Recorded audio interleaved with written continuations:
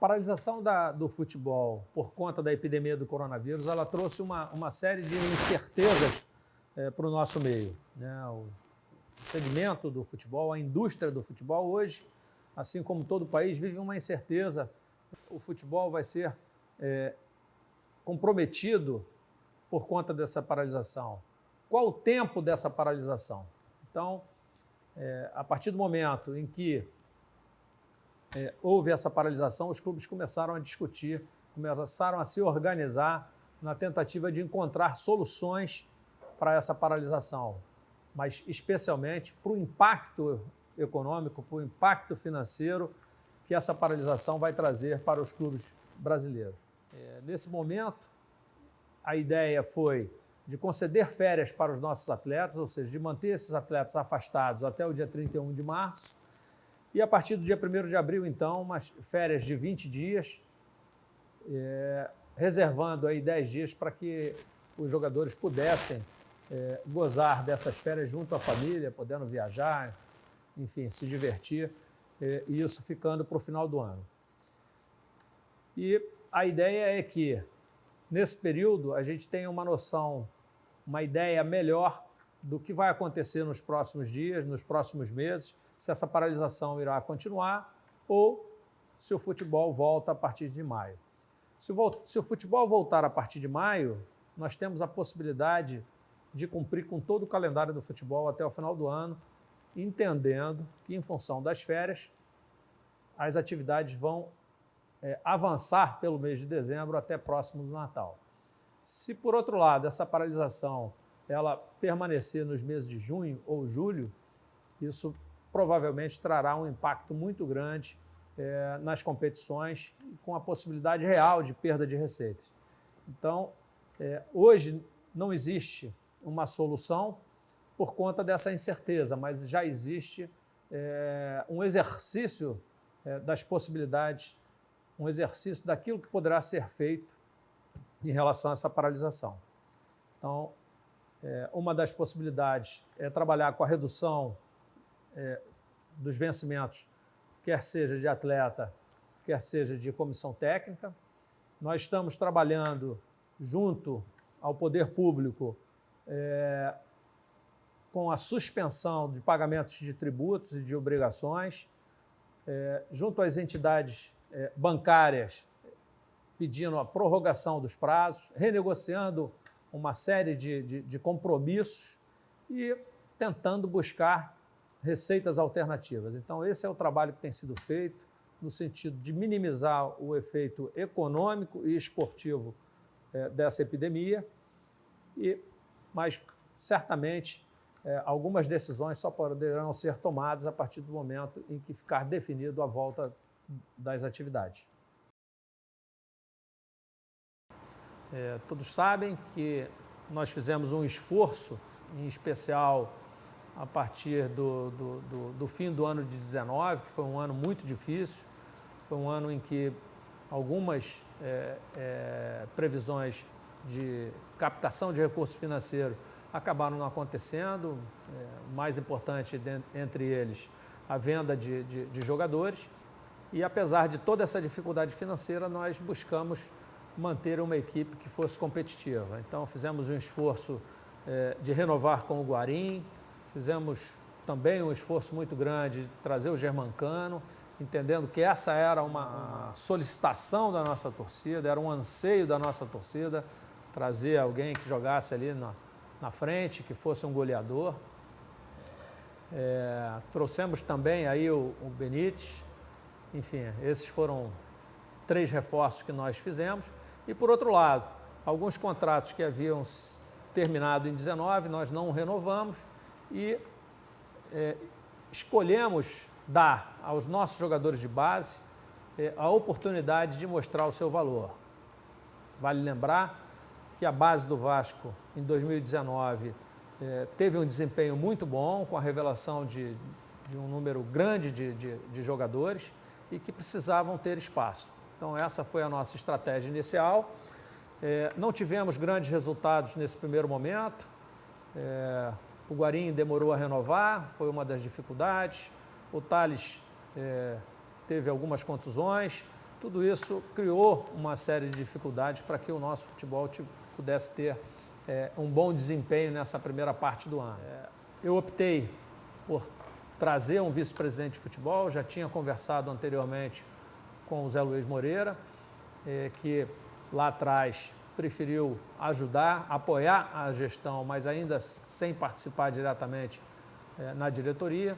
E agora, nesse momento, ele então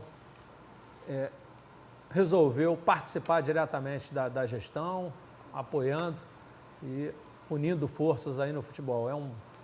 É um vascaíno, um grande benemérito, que tem uma experiência grande no clube, que tem experiência no futebol e que poderá nos ajudar bastante nesse esforço que nós vamos precisar aí em 2020 para superar essas dificuldades. E aí vem a questão do técnico, né, da discussão. E, assim, o que norteou a escolha foi, primeiro, a incerteza de trazer um treinador de fora, o fato de um ou dois treinadores estrangeiros terem dado resultado no Brasil, não significa que qualquer treinador que a gente vá trazer vai ter o mesmo resultado. Vale lembrar que inúmeros outros treinadores estrangeiros não foram bem sucedidos no Brasil. Para trazer uma aposta, para trazer alguém do Brasil que não fosse alguém de peso, a gente preferiu optar pelo Ramon, que é um profissional bastante atualizado, muito estudioso, que conhece profundamente o Vasco, que já tem demonstrado capacidade dentro do clube, tendo sido auxiliar do Vanderlei, do próprio Abel, e sempre com um trabalho muito bom. Então, a gente tem uma convicção muito grande de que o Ramon tem todas as condições, que é um profissional que tem capacidade de estar à frente do nosso clube, da nossa equipe. E ainda nessa ideia de trazer pessoas que tenham afinidade, que tenham conhecimento do Vasco, nós também trouxemos o professor Lopes, que foi campeão junto com o Ramon aqui no clube, que tem feito, né, sempre em suas passagens pelo Vasco, teve muito sucesso, e agora nessa nova função de coordenador técnico também fez um trabalho brilhante em outros clubes e que a gente espera que possa dar todo o suporte ao Ramon nesse trabalho que deve se iniciar aí na nossa retomada. Então essa foi a lógica, esse foi o racional da escolha do Ramon e do professor Lopes para estarem à frente do futebol. Em algum momento nós teríamos que entregar o CT das Várzeas, né, lá o CT do Almirante, por força contratual. Nós já havíamos negociado um contrato que vai até o meio do ano, com possibilidade de rescisão antes disso. Aproveitando esse momento aí de paralisação e da não utilização desse CT, eu optei por encerrar esse contrato, né, economizando aí esses recursos para o clube, e reativar aqui em São Januário uma estrutura que já havia sido usada em 2017, com o campo anexo e o departamento médico novo que foi construído. A gente vai trazer todo esse equipamento, toda essa estrutura que a gente desenvolveu lá no CT para dentro de São Januário. Vamos passar aqui um período de 2 meses, até que o nosso CT, que está em construção, seja inaugurado. Então, essa foi uma medida que foi tomada no sentido de fazer uma economia para o clube e para que esses recursos, então, pudessem ser investidos num CT próprio, num CT do Vasco, ou seja, em bens que serão do Vasco e não em pagamento de aluguel. É importante transmitir para vocês que o CT, apesar dessa crise, apesar desse impacto, né, da epidemia, ele vem acontecendo, as obras estão prosseguindo. Essa semana tivemos a entrada da empresa que vai fazer o gramado, que vai fazer os campos, que é a Greenleaf, que já tem um contrato com o clube, que já faz a manutenção dos nossos gramados, tanto de São Januário quanto do CT do Almirante. Instalamos recentemente um mastro para que a gente consiga, na inauguração, hastear a nossa bandeira. O muro, né, toda a parte de aterro já foi concluída dessa primeira etapa. O muro está em fase avançada de construção. Então, a expectativa é que a gente consiga cumprir esse cronograma e, ao final de junho, início de julho, a gente, então, consiga inaugurar esse novo CT. Acho que essa é uma grande notícia para o clube. Essa é uma ferramenta importante para o nosso trabalho e que, a partir do meio do ano, o Vasco, então, passa a ter o seu CT próprio.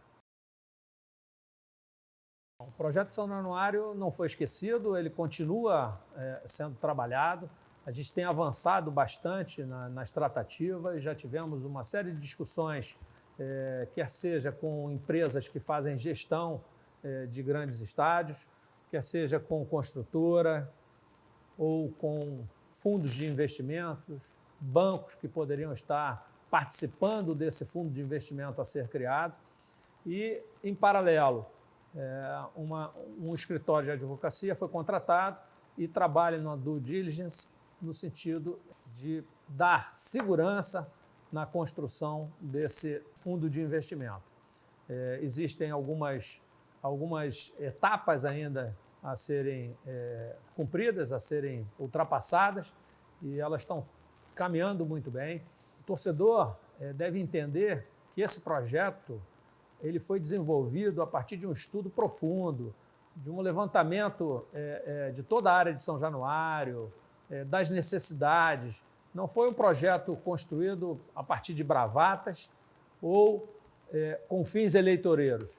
Ele é um projeto, todo ele feito por profissionais do ramo, por profissionais reconhecidos no mercado, como o Sérgio Dias, por exemplo, participou das obras da Olimpíada, que é um urbanista, que já foi secretário municipal de urbanismo, enfim, tem um envolvimento de grandes empresas. Não é um projeto eleitoreiro, não é fruto de bravata com a finalidade política de conseguir votos em novembro. Esse é um projeto para o Vasco, é um projeto para ficar, como eu disse, por gerações, para que a gente tenha na nossa casa, nesse estádio que a gente ama, nesse estádio que a gente tem o prazer de vir, para que a gente tenha mais conforto, mas, além disso, para que o clube tenha condições de aumentar a sua arrecadação, quer seja em relação a público, a renda dos jogos, mas também a partir de parcerias comerciais, para que você possa utilizá-lo como uma ferramenta eficaz na captação de recursos. Apesar das dificuldades financeiras, apesar desse impacto econômico, a diretoria tem feito um esforço muito grande no sentido de equacionar o problema dos salários. Esse é um esforço que envolve todos os departamentos do clube, quer seja jurídico, financeiro, enfim, comunicação, marketing.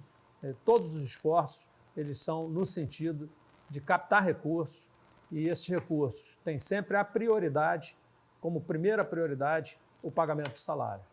Então, a gente continua construindo possibilidades de aumentos de recurso, possibilidade de novas receitas para que a gente consiga honrar com esses compromissos até o final do ano. Vivemos um momento de muita dificuldade com essa epidemia do coronavírus. Esse é um momento em que o futebol e vários outros segmentos da sociedade estão parados, mas que é de suma importância a conscientização em torno das medidas de prevenção. Sugiro que todos vocês permaneçam em casa, que sigam as orientações que têm sido dadas pelo Ministério da Saúde. Eu quero aproveitar para parabenizar todos os profissionais de saúde envolvidos nesse combate ao coronavírus. A gente sabe que para que um sistema de saúde funcione, é importante que vários profissionais estejam envolvidos, quer sejam médicos, enfermeiros, nutricionistas, auxiliares de enfermagem, maqueiro, desde a portaria, com as recepcionistas, enfim, todos esses profissionais são profissionais valiosos, são verdadeiros heróis que estão aí se dedicando, correndo risco, mas pelo bem da nossa sociedade. Vou dizer que o Vasco também tem participado nesse combate ao coronavírus. Estamos envolvidos em várias campanhas que visam dar suporte, principalmente às pessoas que foram afetadas por essa paralisação da economia, com a tentativa de doação de cestas básicas, de kits de higiene, enfim. Agora, uma campanha mais recente que tem por finalidade criar um ambiente de vacinação. Então, o Vasco tem participado efetivamente de campanhas nesse sentido. Colocamos São Januário à disposição do poder público. Eu, pessoalmente, falei com o prefeito Crivella, com a secretária de Saúde Municipal, Bia Busch. Me coloquei à disposição como voluntário. Enfim, esse é um momento em que todos nós devemos nos unir para combater essa epidemia.